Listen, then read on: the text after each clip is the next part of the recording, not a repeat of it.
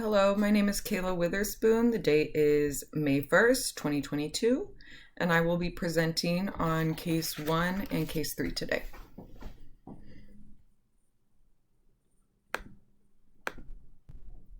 So for case number 1, a quick overview is pyruvate kinase integrates metabolic inputs and signaling to balance glucose metabolism according to the individual needs of the cell. So as glucose is needed to create energy, the cell should be able to take in that glucose from the bloodstream as it's needed, right? So under normal conditions, describe all the ways in which pyruvate kinase is regulated in the cell. So metabolites and intracellular signaling pathways regulate the enzymatic activity of pyruvate kinase, and it can only be reduced when phosphotyrosine growth signaling is active. And this effectively coordinates glucose metabolism with tyrosine-mediated signaling, so it has like a dual process. And the oxidation of C358 can also reduce the activity of this enzyme by ROS. And in low glucose conditions, the acetylation of K305 leads to a lower affinity of pyruvate kinase, M2, for PEP. And M2 is stem cells, embryonic cells, the blank cells that have a high affinity for PEP, and by acetylating 305, it leads to a lower affinity.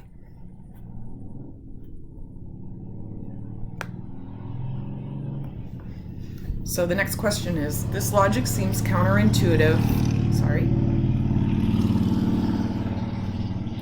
This logic seems counterintuitive for a glycolytic tissue. What is the rationale for this mechanism, and what other pathways may cancer cells be diverting substrate to? So the key enzyme in cancer metabolism is PKM2.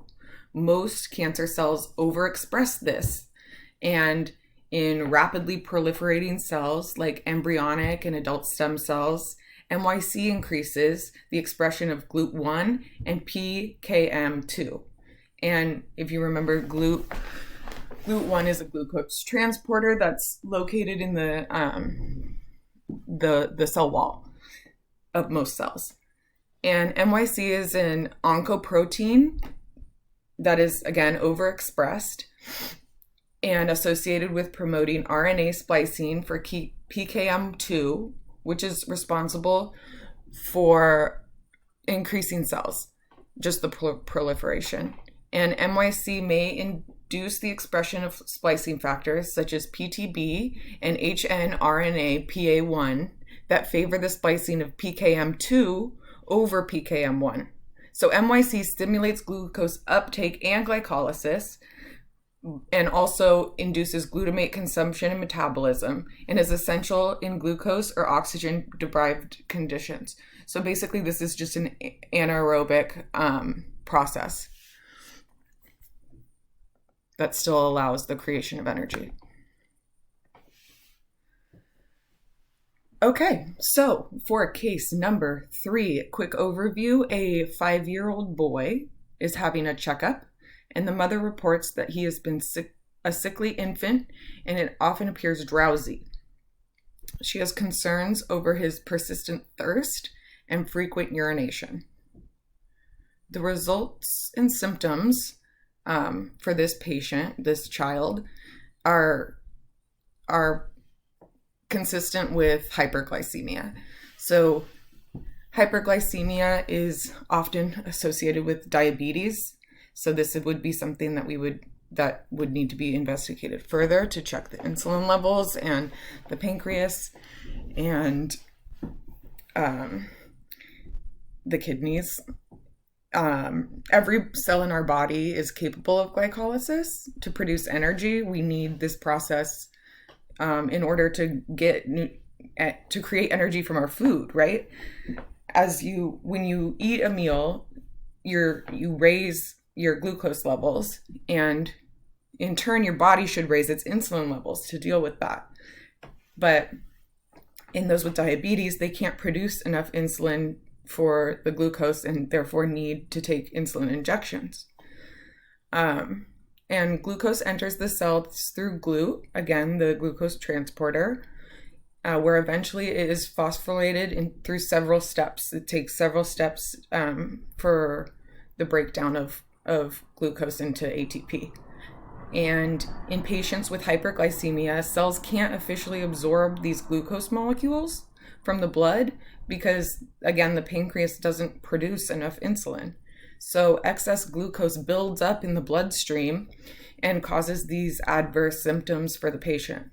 And the symptoms of frequent urination and thirst are pretty telltale signs of hyperglycemia and diabetes.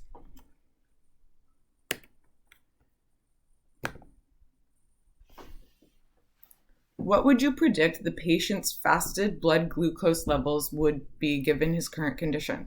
So we would expect the patient's blood glucose levels to be greater than the reference range, since insulin isn't adequately available to break down the glucose. It can't help the cells take the glucose from the bloodstream. So more glucose is in the blood. So here on the right, I just have a photo of a normal sugar. It's just a visual versus like what's the reference range. Hypoglycemia happens when you don't eat for a long time and you may feel faint. A normal level is what we should all aim for. And hyperglycemia, you can see the white represents sugar or glucose is it's a lot. And so this is why it's really important in diabetes patients to take their HbA1c to determine how much sugar is in the blood.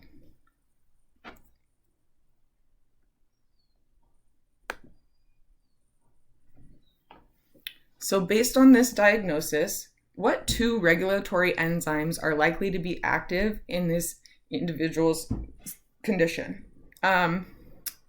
So again, this patient is suspect for diabetes type 1, since the results are consistent with hyperglycemia, as well as the experienced symptoms such as increased thirst, urine, and urination that were concerns by the mother. The fact that the child also feels drowsy is consistent with hyperglycemia and diabetes. And since glucose is the primary energy source that is utilized by our bodies, and this patient cannot absorb glucose from the blood, they can't really use it as a viable energy source. It's not reliable, and they're not able to break it down properly. So the body needs an alternate energy source. So cells must then obtain energy by breaking down fat in the absence of energy production by glycolysis. And regulatory enzymes that would activate to break down fats are glucagon, which stimulates enzymes of lipolysis, and lipase, which begins the process of breaking down fat. And again, as your glucose levels rise, you should see a rise in insulin. And as your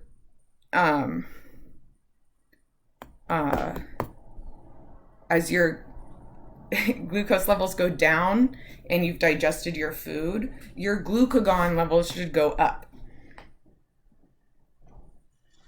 If that makes sense.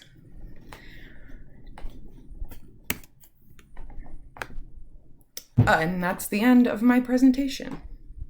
And here are my references. The glycolysis osmosis video is really great. I highly recommend it. It really breaks down the steps of glycolysis, and there are quite a few. So thank you for listening, and I hope you all have a great day. Bye.